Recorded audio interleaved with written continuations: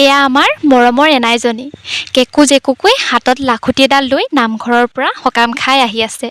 তাকেই মোক পদূলিত দেখি মাত এষাৰো লগালে, প্ৰসাদ কেইটামান খাই যাহিয়া। এনেদৰে এনাই দিয়া প্ৰসাদকেইটা খাবলৈ কিন্তু বৰ সোৱাদ লাগে।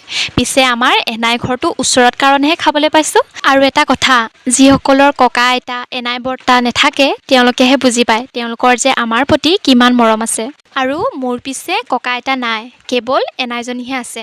আইতা ঢুকুৱা আজি এবছৰেই হ'ল। সৰু হৈ থাকোঁতে আইতাই যে কিমান যে পইচা দিছিলে এতিয়াহে সেইবোৰ মনত পৰে।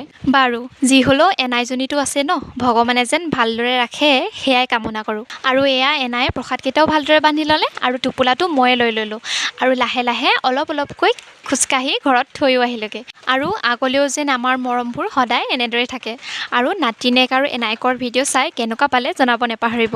লগতে আপোনালোকৰো ককা আইতা আৰু এনাই বৰ্তালৈ মনত পৰেনে জনাব নেপাহৰিব। আৰু আজিলৈ বাই।